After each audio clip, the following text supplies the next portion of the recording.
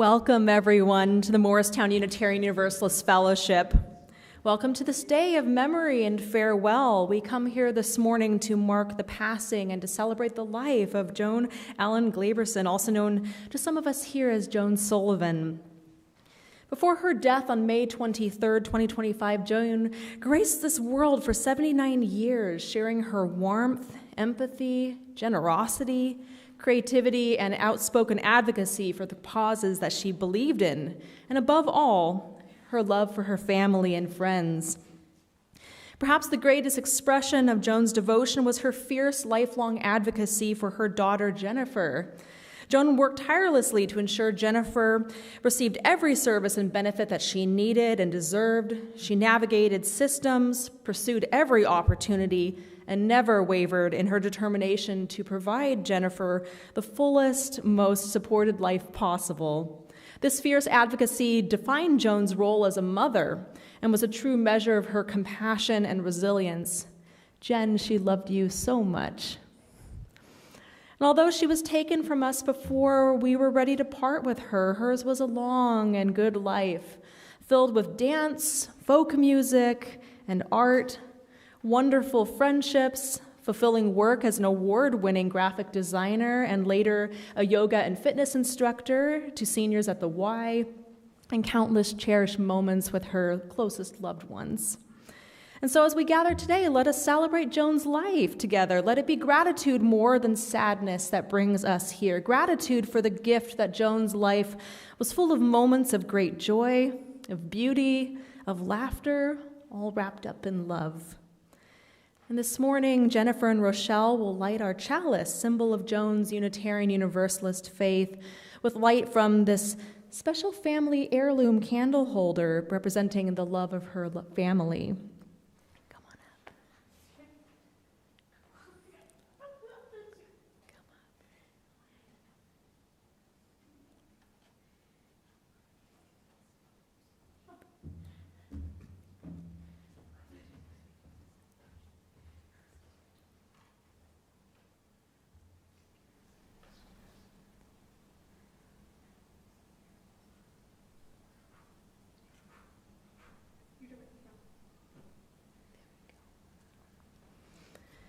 As we gather today to honor the many gifts that Joan brought to us in our world, may her memory burn bright in our hearts. To Joan and to all that she gave and all that she loved, we dedicate this service of memory and hope.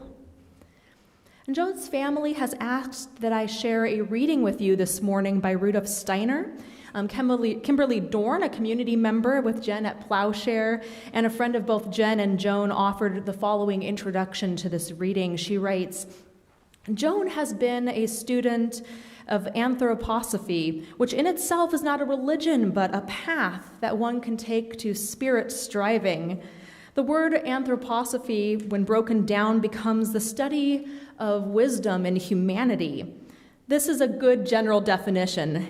Anthroposophy was not a prescribed path, but offers tools for developing oneself to one's fullest. An understanding one can come out of anthroposophy and other paths is that each of us human beings is a person of body, of soul, and of spirit. Regardless of the challenges we carry in this life on earth, our spirit is well, whole, wise, and eternal. Perhaps Joan resonated with this thought because Jen made it visible for her. A further thought that grows out of anthroposophy and other more particularly Asian paths of knowing is that the dead are still with us. The body and soul, as we have so intimately known, have in fact died, and we mourn that we can no longer carry on this physical connection, but we still have things that we can accomplish together. We can send our loving thoughts to the person whom we love, who may be soothed and warmed by this reaching out toward them. We might also be able to call upon that person to support us in accomplishing our earthly tasks. Rudolf Steiner, the Australian philosopher who developed anthroposophy, wrote the following verses which seem appropriate when thinking of Joan. May my soul's love make its way unto thee, May my soul's innermost sense make its way unto thee, that they sustain thee, that they enfold thee in heights of hope, in realms of love. Those who have gone through the gate of death are gazing at me. They enliven me, they are with me. Their strength is streaming down to me. May Joan feel the warmth of her loved ones this morning, and may all who loved her be strengthened by her enduring connection with us today. Now, 3 of Joan's loved ones would like to share personal tributes to Joan this morning, and we begin with Jim Maxwell, husband of Sue Ullman, Joan's lifelong friend. Oh, he was not able to come. All right. Next, then, we will hear from Joan's friend and fellow dance enthusiast, Sheila Dunn.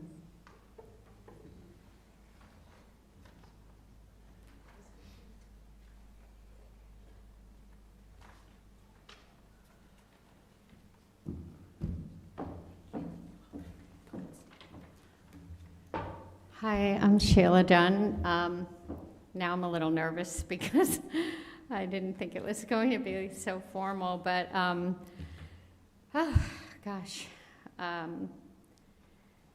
well, I just want to begin by what was said about Joan being really such a relentless advocate for Jennifer and everything in her life. I mean, she was really just a person who was so resourceful, used so many, the resourcefulness was amazing.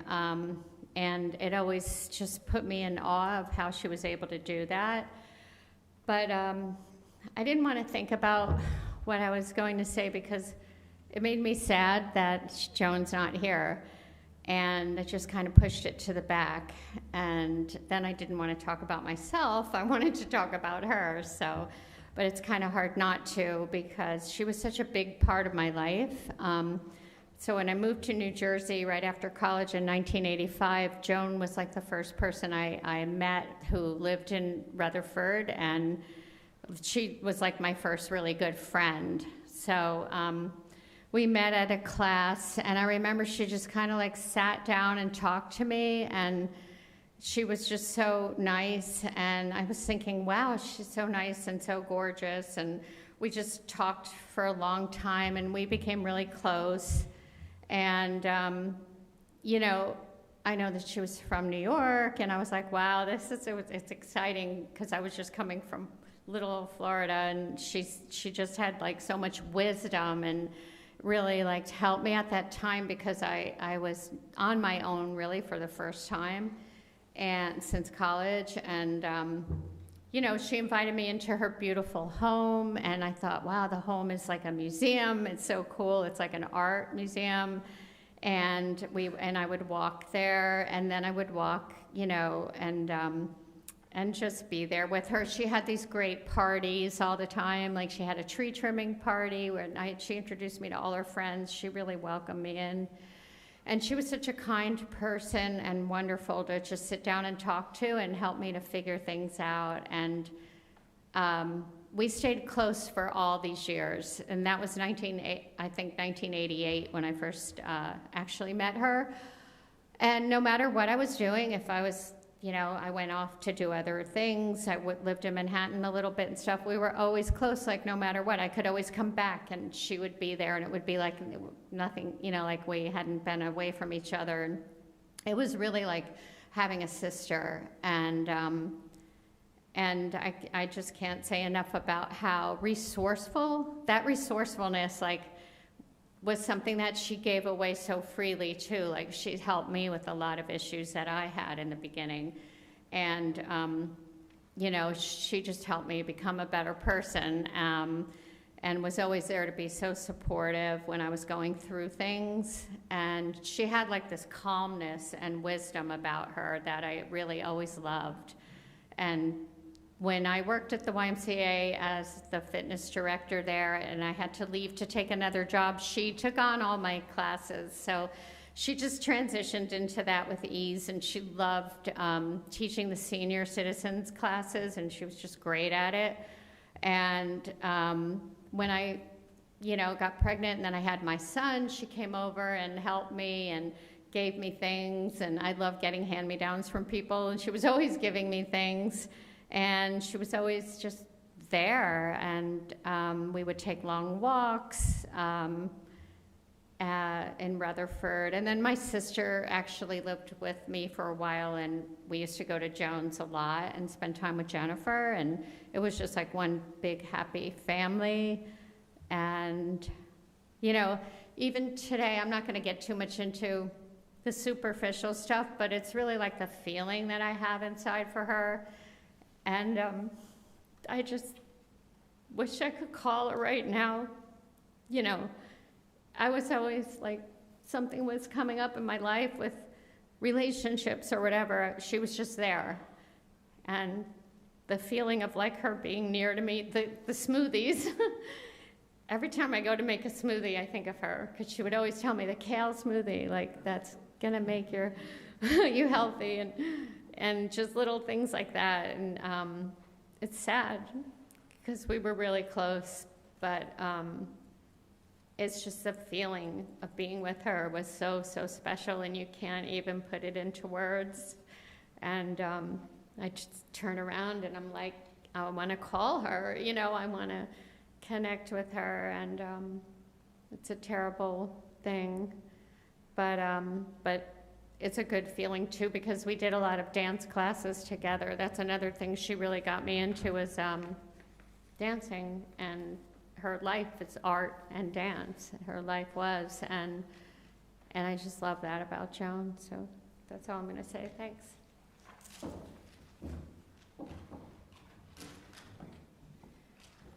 And finally, we will conclude with a personal tribute from Joan's friend and neighbor on Sylvan Street, Carol Anderson.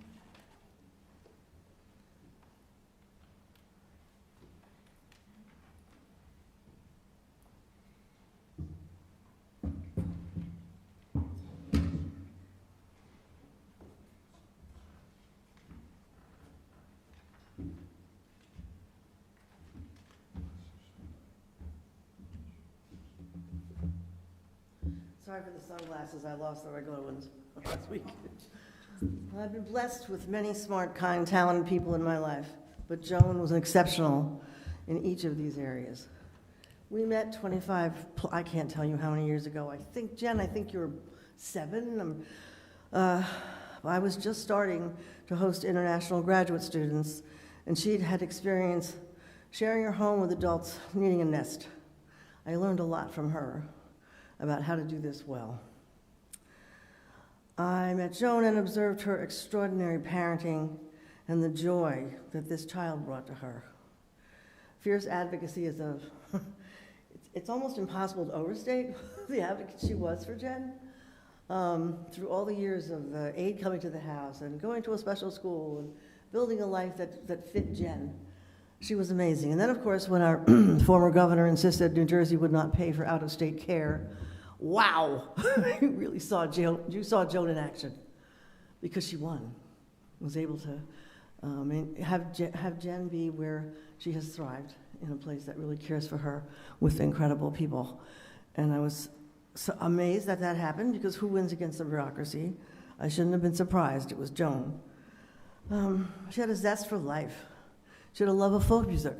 We came to many concerts here. The last time we were together before she was sick, we came up to a concert in, I don't know, November, December, something that we shared. I didn't have the pleasure of sharing dance with her, but I sure had the pleasure of the folk project. Joan had a failure to whine, a failure to complain. She never complained about anything. My friendship with her was always full of wonder. What's she going to do now?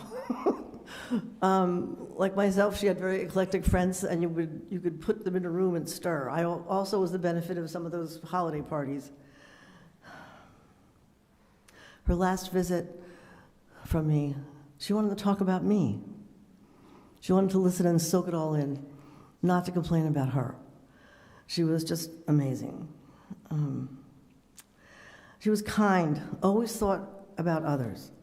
I didn't know what the foundation was for those treats. Apparently, maybe this philosophy had something to do with it. I attribute it to her character. So many lives have been made better by Joan being among us. She lives on in her family and in us. And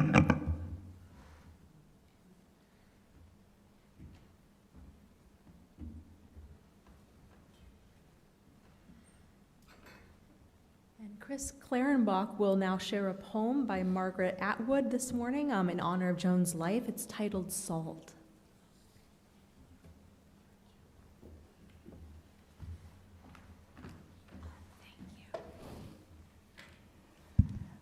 Thank you. I don't think there's a dry eye in the place.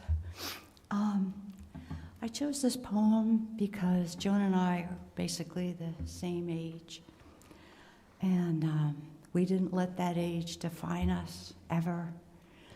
And neither does Margaret Atwood, those who are familiar with her work and poems. So I went right to Margaret Atwood. I went to the library and I seized on this one. It's called Salt, if anybody wants to look it up later. Were things good then? Yes, they were good. Did you know they were good at the time, your time? No, because I was worrying or maybe hungry or asleep half those hours. Once in a while there was a pear or a plum or a cup with something in it, or a white curtain rippling, or else a hand. Also the mellow the mellow lamplight in that antique tent falling on beauty, fullness, bodies entwined and cherishing, then flare up and then gone. Mirages you decide, everything was never.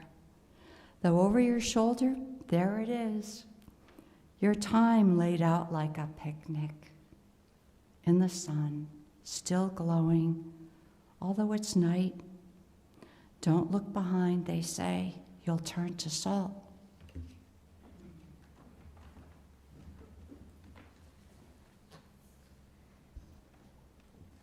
And the poem ends, why not, though? Why not look? Isn't it glittery? Isn't it pretty back there? And the family has prepared a photo tribute in honor of Joan's life. Let's go ahead and watch that now.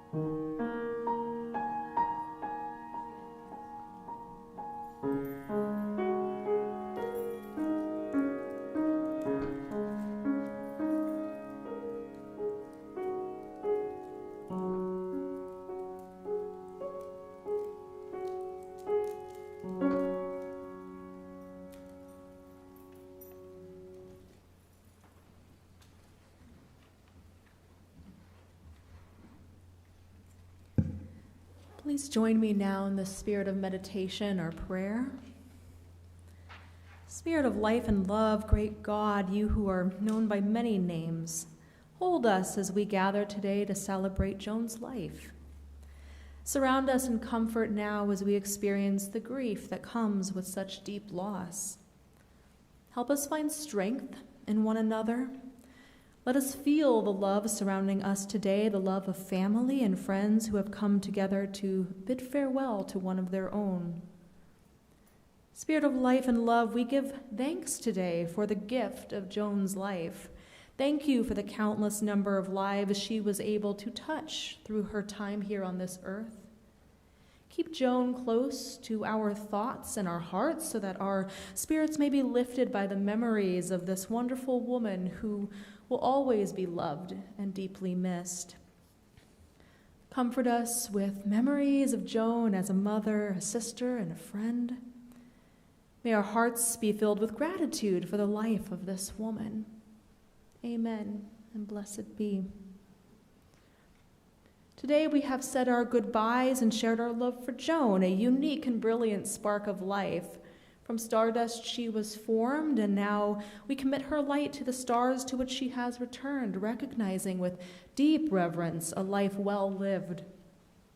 Now the time has come for us to end our service, and Joan and Rochelle will come forward to extinguish our chalice flame. Jennifer.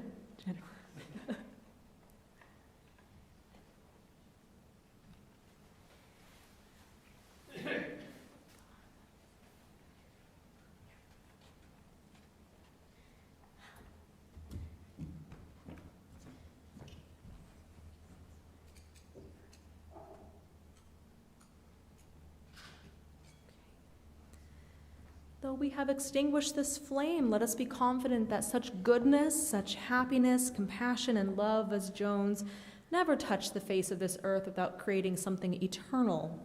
Her bright spirit radiates still through our world and through our own lives. Let us seek, therefore, to let our lives be her legacy, for her light is now ours to carry forward out into this world. May we celebrate Joan's life and the lives we now lead, for we are her honor and her memorial. All of her best qualities we now carry forward, for we are now her voice, her hands, and her heart. And we close our celebration of Joan's life with these words by Mary Oliver. Look, the trees are turning their own bodies into pillars of light, or giving off the rich fragrance of cinnamon and fulfillment. The long tapers of cattails are bursting and floating away over the blue shoulders of the ponds, and every pond, no matter what its name is nameless now. Every year, everything I have ever learned in my lifetime leads back to this. The fires in the black river of loss, whose other side is salvation, whose meaning none of us will ever know. To live in this world, you must be able to do three things: to love what is mortal, to hold it against your bones, knowing your own life depends on it, and when the time comes to let it go, to let it go. May peace be with Joan as her spirit flies free, with her family, friends, and all of those she loved, and may peace at last be with us all. And we will continue our celebration of Joan's life during our reception, which is in our terrace room, and thank you all for coming.